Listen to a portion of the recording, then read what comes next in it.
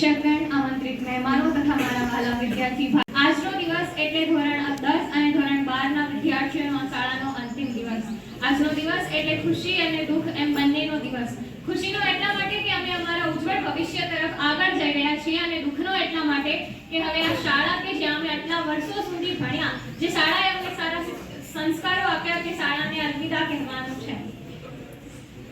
આ શાળાએ મને ખૂબ જ આગળ વધારી છે, ખૂબ જ સક્ષમ બનાવી છે. શાળાના આચાર્યશ્રી તથા શિક્ષકનો હું આભાર માનું છું કે જેમને મને આટલા વર્ષો સુધી ભણાવી, મારામાં સંસ્કારોનું સિંચન કર્યું. હું મારા આચાર્યશ્રી તથા શિક્ષકો સાથેના મારા સંસ્મરણોને વાગોળવા માંગુ છું. સૌપ્રથમ હું વાત કરીશ આચાર્યશ્રી સતીશ સરની. તો તેમનો સ્વભાવ એકદમ સરળ અને સહજ છે, એકદમ શાંત સ્વભાવના છે. આજ દિવસ સુધી મેં સતીશ સરને ક્યારેય ગુસ્સામાં જોયા નથી.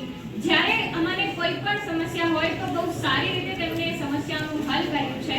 ઇનફેક્ટ ઘણીવાર એવું પણ બન્યું છે કે સતીશ સર મીટિંગમાં હોય અને મારે એમને કંઈક પ્રશ્ન પૂછવા જવાનું હોય, ત્યારે પણ તેઓને મીટિંગ પછી પહેલા મારા પ્રશ્નનો એ ઉત્તર આપતા, જે બતાવે છે કે સર માટે વિદ્યાર્થીઓ વધારે ઇમ્પોર્ટન્ટ છે.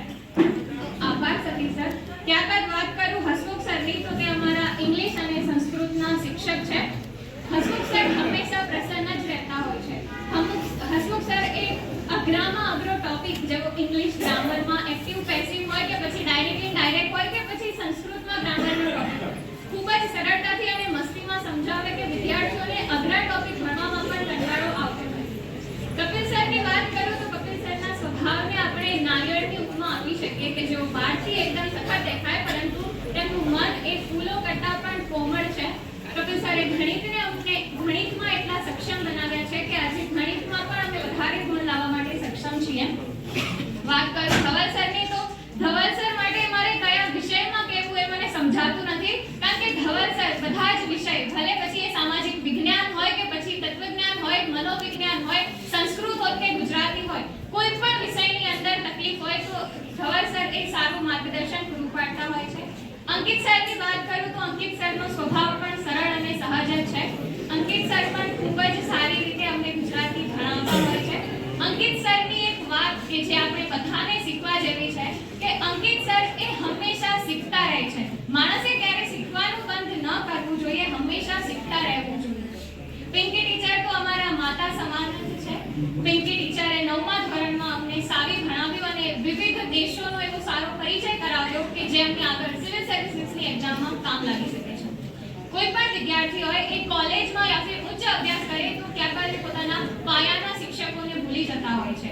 એ ભૂલ મારાથી ન થાય એટલા માટે હું અહીં જ મેં પ્રાઇમરી પણ મેં અહીં જ કરેલી, એટલા માટે હું મારા પાયાના શિક્ષકોને પણ યાદ કરું છું. હું દિપેશ સર, વિપુલ સર, નીલમ ટીચર, ભાવિકા ટીચરનો પણ આભાર માનું છું કે જેમણે મારો પાયો મજબૂત બનાવ્યો અને મને આટલી સક્ષમ બનાવી.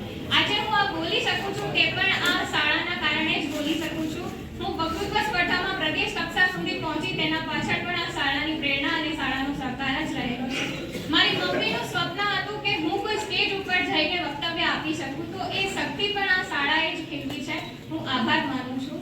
आग से गुजरकर हर पत्थर सोना बनता है, आग से गुजरकर हर पत्थर सोना बनता है, हर अर्जुन की सफलता के पीछे एक द्रोण होता है, हर अर्जुन की सफलता के पीछे एक द्रोण होता है. અંતે હું મારા દ્રોણાચાર્ય જેવા ગુરુઓનો આભાર માનું છું અને મારાથી કોઈ ભૂલ થઈ હોય, આ શાળાને હાનિ પહોંચી હોય તો માફી